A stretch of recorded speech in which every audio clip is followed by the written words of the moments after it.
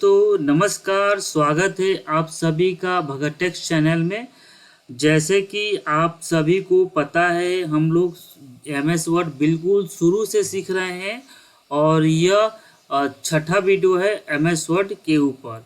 और इस वीडियो में हम सीखेंगे इंसर्ट टैब के बारे में, वो भी बिल्कुल डिटेल में। तो चलिए वीडियो को शुरू करते हैं। और इसके साथ ही मैं ये बता देना चाहता हूँ कि इसके पहले मैं 5 वीडियो अपलोड कर चुका हूँ अपने YouTube चैनल पे। अगर वो वीडियो आप देखना चाहते हैं तो आप हमारे भगत टेक्स चैनल को सब्सक्राइब कर सकते हैं और उस वीडियो को जाकर देख सकते हैं। तो चलो वीडियो को शुरू करते हैं।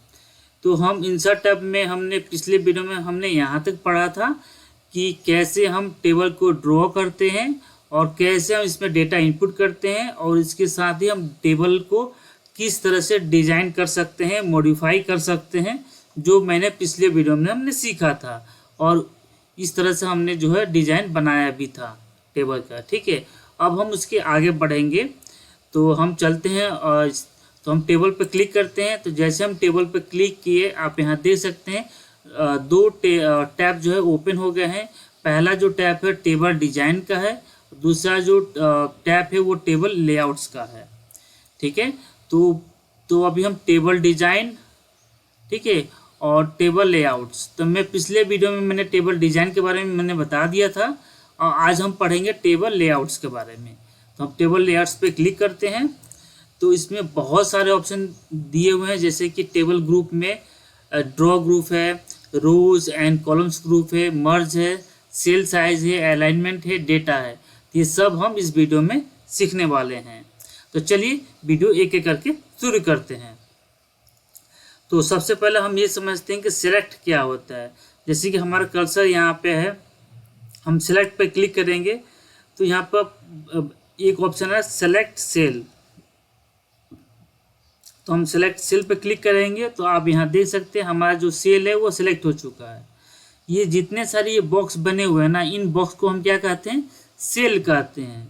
ठीक है, तो जैसे मैंने सिलेक्ट सेल पे क्लिक किया तो आप यहाँ देख सकते हैं ये जो सेल है वो सिलेक्ट हो चुका है। ठीक है, दूसरा ऑप्शन क्या है, सेलेक्ट कॉलम। तो जैसे कि मेरा जो कर्सर है वो रोल नंबर पे है। ठीक है, और मैं इस पर क्लिक करता हूँ और सेलेक्ट कॉलम पे क्लिक करूँगा तो आप यहाँ देख सकते हैं हमारा जो कॉलम है, रोल नंबर वाला जो कॉलम है वो पूरा का पूरा सेलेक्ट हो चुका है।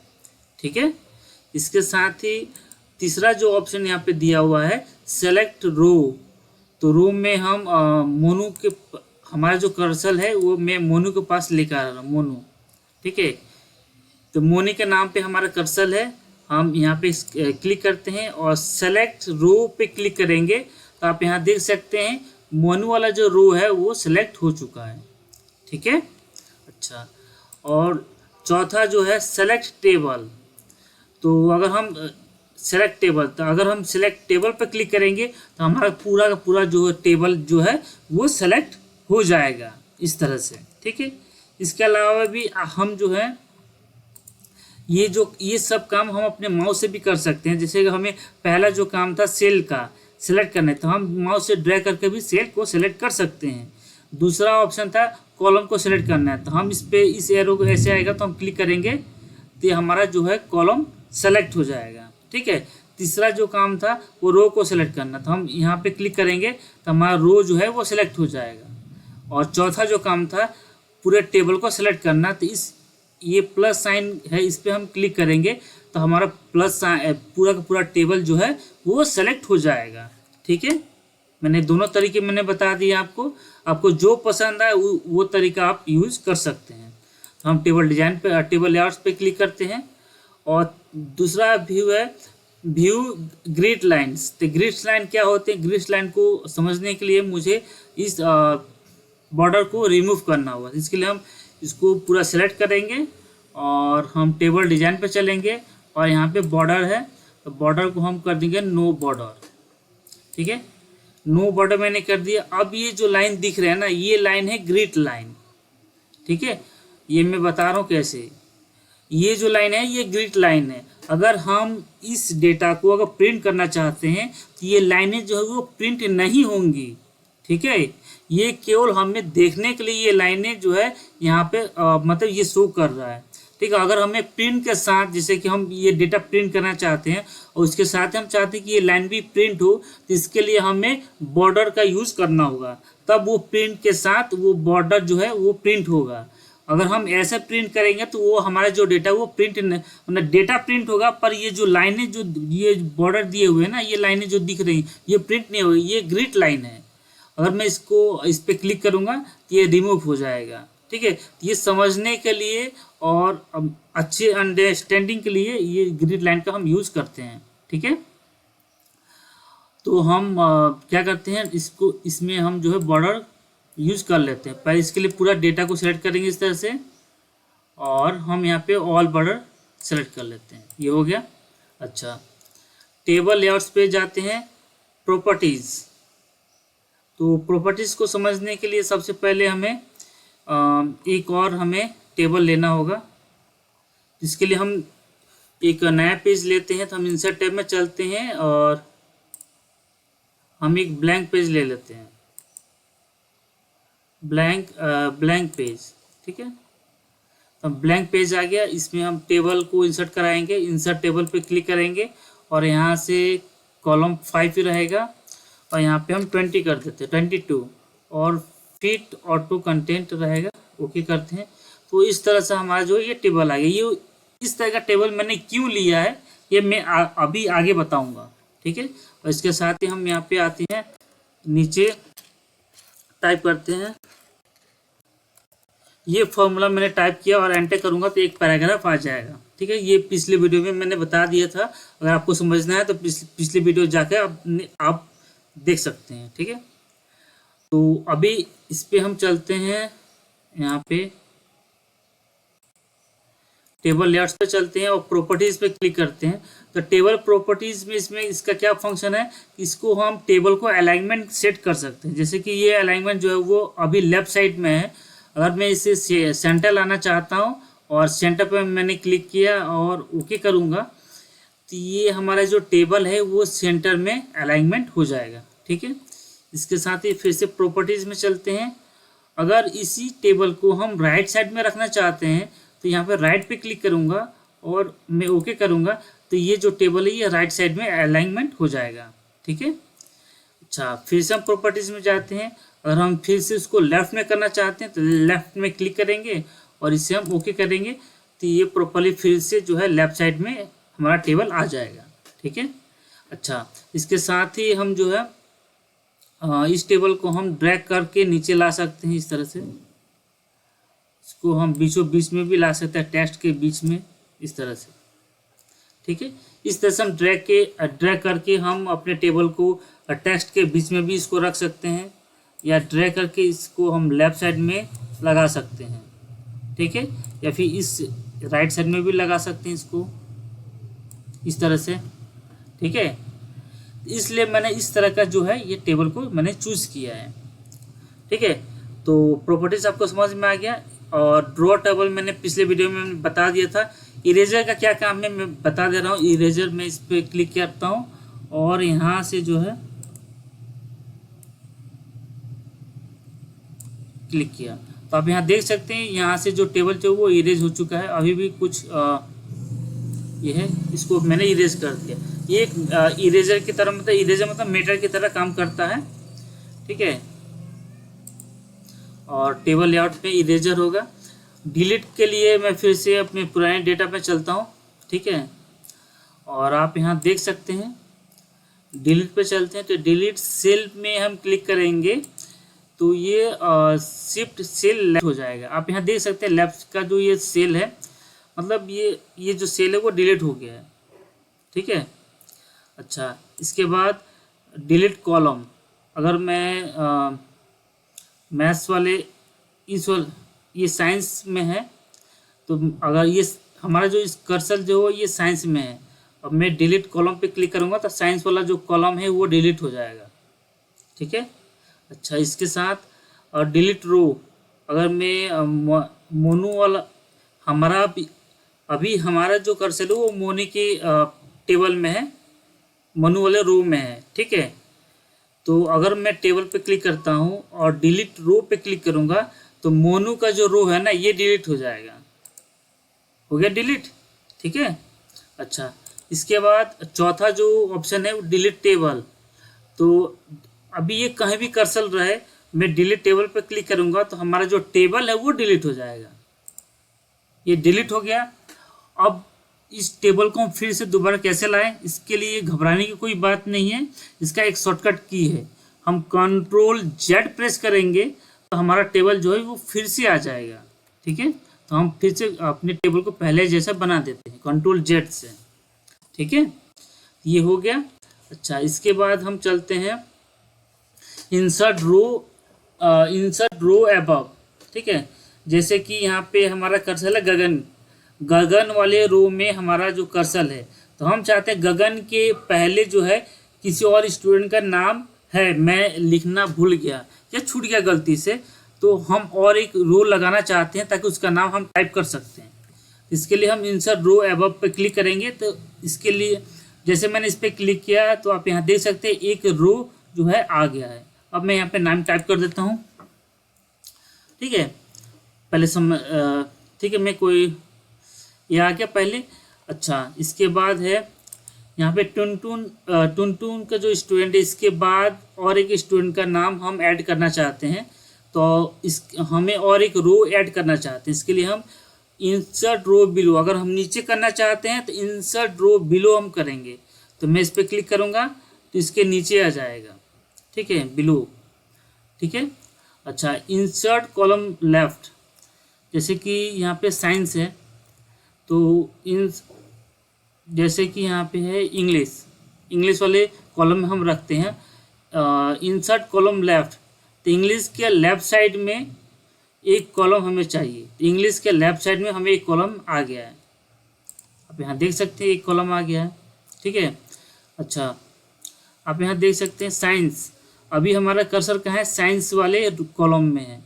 तो इंसर्ट कॉलम राइट पे हम क्लिक करेंगे तो साइंस के बाद साइंस के राइट साइड में एक कॉलम हमें देखने को मिल रहा है, ठीक है। तो ये जो चीज़ें हैं रो एंड कॉलम्स, ये बहुत ज़्यादा इंपॉर्टेंट है MS वर्ड में, टेबल में, ठीक है। टेबल में ये बहुत ज़्यादा इंपॉर्टेंट, इसको ध्यान से समझिए और इसका बहुत ज़्यादा यूज होता है। क्योंकि आगे जब हम जैसे कि एक्सेल जब यूज़ करते हैं, अगर एक्सेल में आपने कभी यूज़ किया होगा तो एक्सेल में रो एंड कॉलम का बहुत ज़्यादा यूज होता है और ये चीज़ें बहुत ज़्यादा यूज होती हैं और ये बहुत ज़्यादा इंपॉर्टेंट है, ठीक है। इसको ध्यान से समझिए और स्किप मत कीजिएगा, इस वीडियो को पूरा देखिए। हो गया। अब इसमें आ जाता है मर्ज एंड सेल। तो मर्ज एंड सेल में हमें क्या करना होगा, जैसे कि हम इस वाले सेल पे कर्सर को लाते हैं और उसको हम पूरा सेलेक्ट करते हैं। तो ये जो पूरा सेल है मैंने सेलेक्ट कर लिया। तो जैसे सेलेक्ट किया आप यहाँ देख सकते हैं मर्ज एंड सेल का ऑप्शन हाईलाइट हो गया। अगर मैं यहाँ पे क्लिक कर रहा हूँ और कोई सेल सेलेक्ट नहीं कर रहा हूँ तो आप यहाँ देख सकते हैं यहाँ मर्ज एंड सेल का जो ऑप्शन है वो हाईलाइट नहीं है। अगर जैसे मैं इसको पूरे सेल को सेलेक्ट कर रहा हूँ इस तरह से, आप यहाँ देख सकते हो मर्ज एंड सेल का ऑप्शन आ रहा है। तो मैं इस पर क्लिक करूँगा तो सारे के सारे जो सेल है वो मर्ज हो जाएंगे, मतलब मर्ज होकर एक सेल बन गए हैं। अभी ये कितना सेल है, केवल एक सेल है। अभी इसी सेल को अगर हमें डिवाइड करना चाहते हैं, क्या इस सेल को हम दो सेल बनाना चाहते हैं तो कैसे बनाएंगे, इसका भी एक तरीका है। हम इसको पूरा सेलेक्ट करते हैं इस तरह से और स्प्लिट सेल करेंगे इस तरह से।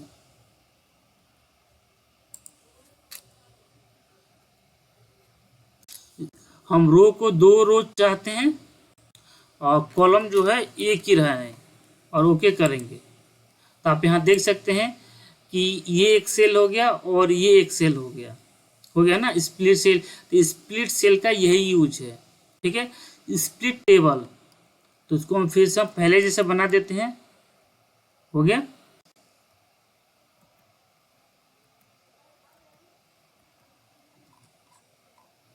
ये पहले जैसा हमारा डेटा हो गया। अब हम स्प्लिट टेबल को हम अलग करेंगे। जैसे कि हम चाहते हैं मोनू के बाद का जो टेबल है वो अलग हो जाए। जैसे गगन से लेकर मोनू तक का जो टेबल है वो एक टेबल रहे और मोनू के बाद जो टेबल मुन्ना कुमार से लेकर टुनटुन कुमार तक का जो टेबल है वो अलग हो जाए।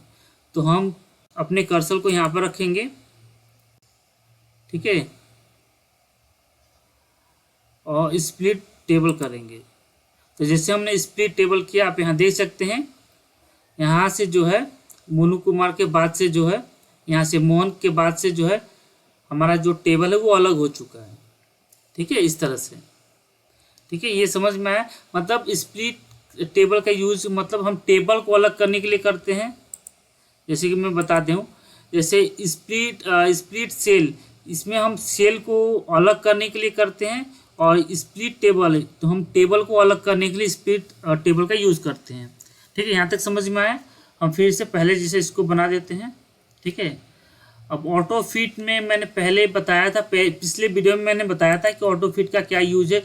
Auto fit content, auto fit Windows और फिक्स कॉलम विड्थ, ये मैंने इंसर्ट टैब में जब हम इंसर्ट टेबल किए थे तभी मैंने बताया था। यहाँ पे fix column width, auto fit content, auto fit Windows, ये सेम जो है वो एकदम पूरा सेम टू सेम वही है जो यहाँ पे आपको शो कर रहा है ऑटो फिट, ठीक है। अगर वो वीडियो नहीं देखे हैं तो आप हम इसके पिछले वाले जो वीडियो मैंने बताया था उस वीडियो को जाकर देख सकते हैं। ऑटो फिट आपको अच्छे से समझ में आ जाएगा, ठीक है। अब हम आगे बढ़ते हैं। जैसे कि यहाँ पे हाइट बढ़ाना है, जैसे कि हम ये मनोज वाला जो सेल, ये जो सेल है इसकी हाइट हमें बढ़ानी है। तो हम इस पर क्लिक करेंगे तो आप यहाँ देख सकते हैं, जैसे मैं इस पर क्लिक कर रहा हूँ तो मनोज वाला जो सेल एरिया है, रो का जो एरिया है, ये पूरा का पूरा इसकी हाइट बढ़ रही है, ठीक है। अच्छा, अब हाइट को कम करना है तो इस पर फिर से क्लिक करेंगे तो हाइट कम हो जाएगी इस तरह से, ठीक है, इस तरह से। अच्छा, इसकी विड्थ को हमें बढ़ाना होगा तो इसको इस तरह से हम बढ़ा सकते हैं, इसकी विड्थ को इस तरह से बढ़ा सकते हैं। कम करना होगा तो नीचे करेंगे, इस तरह से करेंगे। तो हाइट और विड्थ इस तरह से हम बढ़ा सकते हैं, ठीक है। अच्छा, इसके साथ ही हम डिस्ट्रीब्यूट्स रोज, अगर कोई रोज जो है जैसे कि बहुत चौड़ा है, इस तरह से है, ठीक है, मतलब कोई एक साइज का नहीं है, अरेंज नहीं है, तो उसके जिससे डिस्ट्रीब्यूट उसको हम रो को एक इक्वल में करना है, ठीक है। तो कैसे करेंगे, जैसे ये रो जो है काफ़ी चौड़ा है, ये रो काफ़ी पतला है, सेल काफ़ी पतला है, इसकी विड्थ नहीं है, हाइट भी बहुत कम है। तो जैसे मैं इस पर क्लिक करूँगा तो सब एक साइज के हो जाएंगे।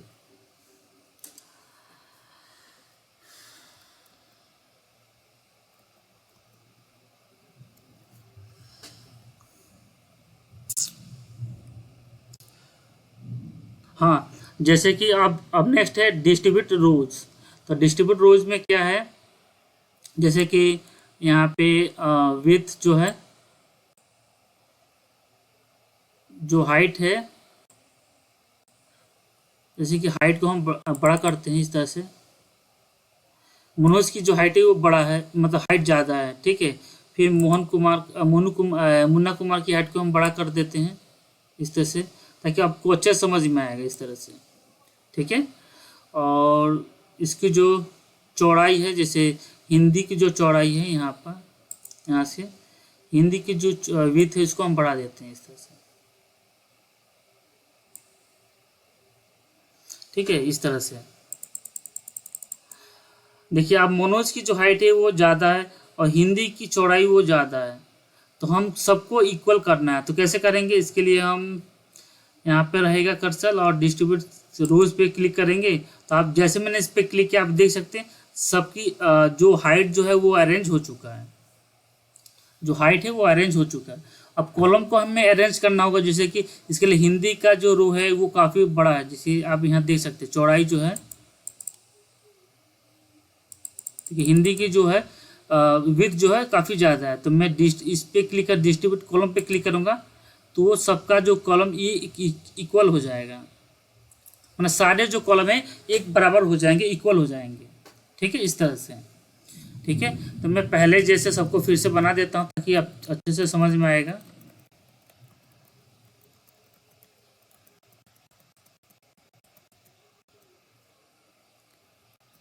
ठीक है, ये हो गया पहले जैसा। अब हम देखते हैं यहाँ पे अलाइनमेंट। तो हम यहाँ पे आप देख सकते हैं टेक्स्ट का अलाइनमेंट आप कर सकते हैं। जैसे इसको सेंटर, इसको सेलेक्ट करना होगा, हम कंट्रोल जेड करते हैं। पूरे डेटा को हम जैसे कि समझाने के लिए थोड़ा सा हमको इसको थोड़ा सा इसकी विड्थ को बड़ा करना होगा ताकि और अच्छे से समझ में आए।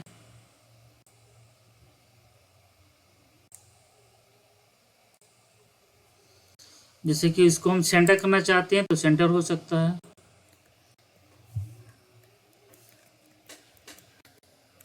ठीक है, तो इसके लिए हम जैसे कि एक रो को हम सिलेक्ट करते हैं, इसको देखिएगा। ठीक है, मैं सेंटर पर क्लिक करूंगा तो आप यहाँ देख सकते हैं इसका जो टेक्स्ट है वो सारे सेंटर में आ गए।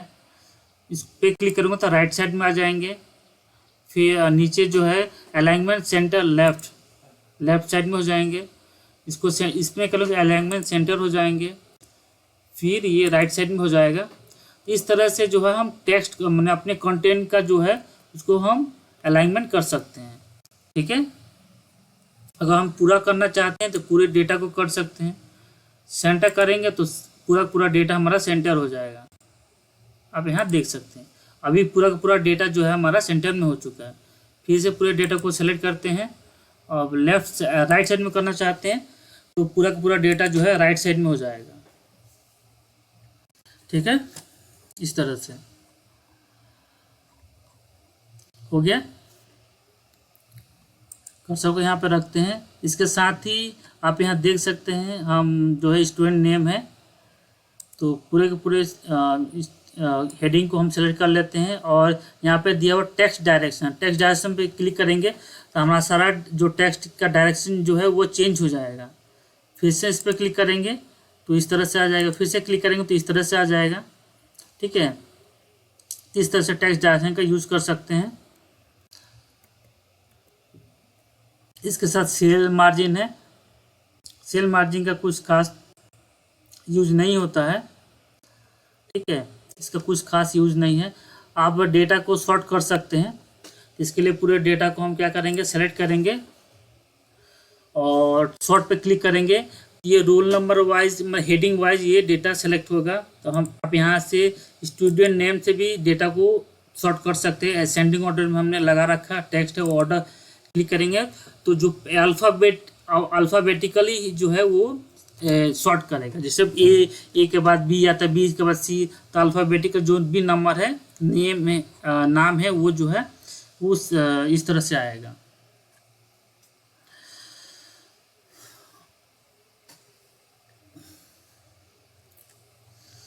ठीक है,